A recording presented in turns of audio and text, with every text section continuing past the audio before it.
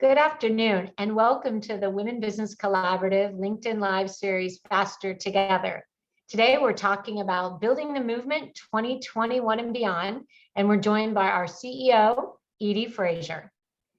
As you know, the Women Business Collaborative is an unprecedented alliance of over 60 women's business organizations collaborating together to achieve equal position, pay, and power for all business women.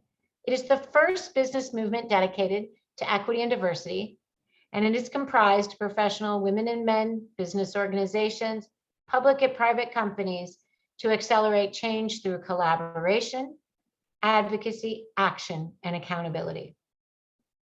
By uniting more than 60 of the leading women's business organizations and 435 champions, the WBC activates our vast network to attain immediate and long-term results around 9 essential action initiatives. The first 3 focus on executive women's leadership in business. They are CEO leadership and sponsorship of women CEOs, women in the C-suite and executive leadership with P&L responsibility, and women in the boardroom. The next 3 action initiatives focus on underrepresentation of women in business, women entrepreneurs and access to capital, women in capital and finance, and women in technology. And we have 3 action initiatives that are critical to equity for women in business: diversity, equity, and inclusion, gender and pay parity, and women in the pipeline. Thus, our work focuses on ensuring more women CEOs in the C-suite and on boards, a demand for gender and pay parity, increasing access to institutional capital and capital for women entrepreneurs, driving more women as controllers of capital allocation, parity for women in underrepresented business sectors such as technology, and leveraging learning and development to drive pipeline promotions. Interwoven across every initiative is our call for inclusivity, diversity, transparency, and equality for all women, including women of color, the LGBTQIA community, and other disenfranchised women. Our collaboration and network is spearheaded by our board, partners, advisory, and leadership councils. The WBC reaches millions of business leaders across the United States and globally. We are committed to diversity. Our councils and board of directors include more than 34% people of color. And it is this power of combining the collaborative approach with our women's business movement that's already creating momentum and accelerating the pace of change for business women. So with that, let's talk about where we are in 2021. Let's talk about the growth in terms of the organizations and champions. Edie, the WBC is going to be 3 years old next year. Can you talk a bit about our trajectory and our growth, especially in 2021? Gwen, first of all, happy holidays to everyone. Second, Gwen Young, thank you for your leadership as our Chief Operating Officer. And as you said, our board and all of our stakeholders. As we look back, and first we'll just look back to our organizing meeting with all our organizations of our 501c3 after we formed in March of 2019 was the 1st of May 5th of 2019, with 22 of the women's business organizations. So look at today, 62, 63 of the most incredible organization partners who are all actively engaged in one or more initiatives with us, and 2, the millions they represent. And as you say, it's about action. So it's not only thought leadership, but it's really action. And why we have the hashtag Faster Together, because we live that principle and that value of faster together with a sense of true collaboration in everything we do. And with that, as you said, the acceleration and the measurement of impact. So as Gwen talks, and as we go through our 9 actions and we go through everything we do, we collect all the data and share it in a really broad manner. And with that, we know, as Gwen and we put out a release, we've grown 200% this year. with that were gratitude across the board, that this is not any of us alone. It is about so many partners, board, sponsors, and the advisory and leaders championing. And we look back when, and we had 3,600 people register for our summit. And what we learned was the feedback, they used it for their employees and their customers for learning and development.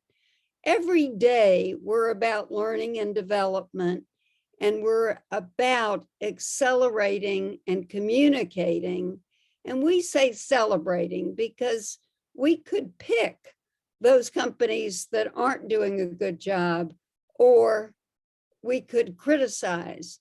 Our role is to celebrate and to make certain, so whether it's our women CEOs when they get named, or new announcements on each of our initiative, companies hitting parity, boards hitting parity, we're about ready to use role models and best practices. So do you want to pick up on what you said? Some of the things that come out of this collaboration are reports. We do a monthly report on the women that join boards of public companies, which we've talked about in previous LinkedIn Lives. We do an annual report on the number of women CEOs, and we come up with figures like 8.2% of Fortune CEOs are women, and last month, 43.3% of appointments to the boards of public companies are women. Can you talk about how important those reports are and those components of it, from the data to the insights to the profiles, and how we hope that those reports and the work that we do together collaborative with groups like Ascend, Equilar, Bolster, Committee of 200, how those will really move the needle? It's critical. So I'll just take what Gwen said, because we're putting so much time and attention to collecting the data and the role models and the action leadership, thought leadership. So that Women CEO report, as you said, that we do with C200 and Catalyst and Ascend and WBC, hit all women above $1 billion, and clearly not only the Fortune and the S&P Russell, but private companies. And what's so exciting is we average about 8%, and we're moving to 10%, and we'll move to 15%. And we've got in every initiative women of color, because we had the first sea change this year in 2021 with 2 Black CEOs, but it's why so few. But we work together to really share. And every time a new woman CEO is named, we amplify that in collaboration with the 4 organizations. And Gwen, you've worked so hard with Equilar, and we do have to salute that we have 16 board organizations working together. But with the report that we've been doing now for over a year, we have a history of data. And what you just said, hitting 43% women joining public boards, and it looks like over 60% this past month being first-time directors, and averaging 1/3 of those women being women of color, first leading for many months with Black women, and now the last 2 months, Asian women. With that, we are able to see a major sea change that we are experiencing. And again, naming every company, every board member as we go. So with those reports, because as you're working on looking at what the C-suite means, what we're seeing in terms of the pipeline white papers, and as we look ahead for 2022, we've chosen 2 major subjects to add to what we're doing monthly on the boards and the CEO, but one of them is women tech execs. And it's so broad with one, the data, two, the profiles, as we've seen 23% women CIOs, and we look at CISOs and cyber and data analytic chairs and the impact those are making on business management. How many are women? How many are women of color? And where does the data and the role models take us as we see that sea change? And you and I put another, more and more companies are announcing companies of purpose. And with that, we'll be doing lots of reports together for 2022. Gwen? I want to talk about this sea change. And so one of the purposes of these reports is to show the data and to continue with our partners, with our organizations, with our corporate sponsors, the call for transparency. So today we saw the list, and companies since last year disclosing diversity in their 10K filings, showing that only 8% of the C-suite executives are Black. We have a target that by 2030, we want 10% of the C-suite to be women of color. Can you talk about a bit about the importance of transparency, and especially as it relates to diversity, equity, and inclusion? Gwen, you and I share, but all of us share that one word, transparency, because for so many years, we've been asking CEOs to sign statements of support and of parity and commitments, or to submit data, but not disclosing it publicly.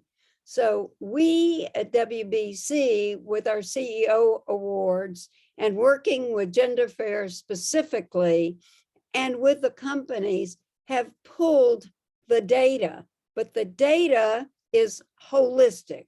The data that we have pulled on each company is women and women of color, boards of directors, executive suite, managers, supplier diversity data, what the brand looks like, and what they are doing on ESG or purpose that ties to gender and diversity. So today, you and I cited the big Washington Post report that took the top 50 companies in America and looked at it not only with Black directors, but they looked at who the chief diversity officer reports to, 3 of them to CEOs out of the 50, the kinds of incentives for disclosing the data and for awarding compensation to the teams for achieving certain goals. So with that, we will see more and more companies voluntarily step up and really disclose their data and their stories. So we, as Gwen and we work together, will pick at least 35 companies this next year who will take not only their annual reports on diversity, but will really disclose with us their full reports, but also we equate that with the super roundtables, white papers, and thought leadership. So let's just say it is the age of disclosure. And with that, the totality of the comprehensive leadership, which makes it the best places to work and the best places to stay as we see giant seismic shifts. So I want to switch a little bit and talk about another set of our couple of action initiatives. And I'd love for you to talk a bit about what we're doing in the women entrepreneurship space and the access to capital space, because we have about 11 groups lined up and another 11 in the sort of controller of capital space. I'd love to hear what we're doing in that space, as I'm sure many of our audience are entrepreneurs and wondering how we're moving the needle on the access to capital. It's extraordinary, and is with our enterprising women and our own Judith Goldkrant on our board now, we are mapping out And we have lots of others. We have over 55 on our advisory council that are entrepreneurs, but we're taking on our partners all the groups. And we cannot cite enough how active WeBank, WPO, NowBo, and all the groups are, including WIP on public policy. But we also look at Golden Seeds and Springboard and the various groups, CEO, that are providing capital. And we're working on a giant map that will be put together with all of them signing off. So when Astia announces 200 million of new capital and others are announcing what they're doing, we will know they're looking for tech entrepreneurs. They're looking for specificity. So we've got a one-stop shop, as we do in everything with WBC. So such credit to beginning this mapping process of being able to see all those playing in the entrepreneurial space with 13 million entrepreneurs. We also live the diversity side. We're so proud that there are two groups just working on Black entrepreneurs and is focusing on where the capital is, the size of capital, and moving forward. And then with Alex Young and others like Judith on our board on capital, we're looking, as we look at all the venture firms and capital firms, and with the investment banks, what is their progress and what are they doing on capital allocation? And the second on wealth management, because we've been lucky to work with the Investment Advisory Council. We've been lucky to work with Morningstar and CFA to put out annual data about women and women of color and wealth management. It's not a great story. We've been stuck at 11%, Gwen, of those in wealth management, and we see China at 30%. So we know that if we can also show that the profession of wealth management is a caring profession, of one where you need women to care about women and their families, we should see a sea change in the next several years as we work on that whole framework with all of our organizations. So as we move into 2022, you mentioned some of the other areas, the tech executive positions that are across industries. This isn't the tech sector, but it's these positions that are data scientists and artificial intelligence. You mentioned the importance of diverse leadership at the top as a part of the company as a purpose movement. But as we build this movement, what do you want to say to the audience? What are we looking forward to in 2022? We have our monthly CEO roundtables. We have our monthly executive roundtables. These LinkedIn Lives will be every week. What's your call to action to the audience, Edie? It's our joint call of action. And as we work together every day, we want to see our numbers change, right? If our action is, as we go through every one of our action initiatives, and as we see CEOs change, and hopefully we go from the 8.1% to at least 9.5%. And as we see that women of color, it's not only the Black population, but and the Asian population, but so exciting to see the Latina population change, and yet so far to go. Esther Aguilera shared with WBC yesterday that with Latino corporate directors, there had been a 4 times increase, but it was such a low level at under 1% that we know, and the same thing with Latina in the corporate ranks, we have to make sure our demographics of this country has the demographics of the workforce with all the companies and with our entrepreneurs. So how exciting, Gwen, that we also measure and see some of the supplier commitments that we've seen company by company and the announcements.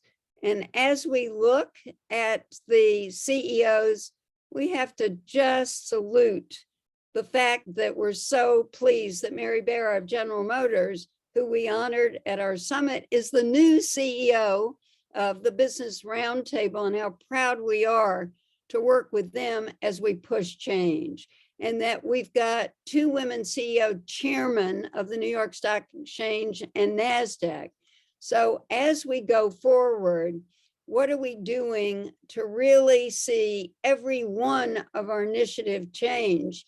You and I, Gwen, probably think if we've averaged 43% women joining public boards, that we might get to parity, because now we are measuring every company that announces how close they are to parity on new board numbers, and then their total numbers on boards. And as we take that and look at every one of our objectives, like we're doing in technology, is how do we not only show the importance of the job, because those technology officers, as we know, are sitting by the side of the CEO, and they're sitting in the boardrooms going through data analytics, cybersecurity, AI, and the threats, but also leading the way to change. So on every one of our initiatives, we go back and thank every group for what you're doing, and is the reports that we're doing and the massive communications with clarity that is so compelling that we need to get out every day and say, wake up to the private sector. We're out to really build this pure parity, as we say, with equal position, pay, and power. That's perfect. So the call for parity through transparency, achieving the data and targets. Please, everybody, go to our website, where, as we always say in these LinkedIn Lives, to keep up to date on what's happening in terms of the numbers, in terms of the work, in terms of the work of all of our partners and the WBC stakeholders. We look forward to joining you in 2022. We will have an incredibly dynamic LinkedIn Live series that will not only look at the data and work that we're doing, we'll look at issues such as allyship and mentorship, and be able to follow the news and the progress that's being made by the private sector every day. Have a wonderful holiday. Thank you for being part of this call for equal position, pay, and power for all businesswomen, and continue to follow us on LinkedIn, Twitter, and Instagram. Happy holidays. Happy holidays. And Gwen, thank you. And thank you to everyone who's really participating. This is about we.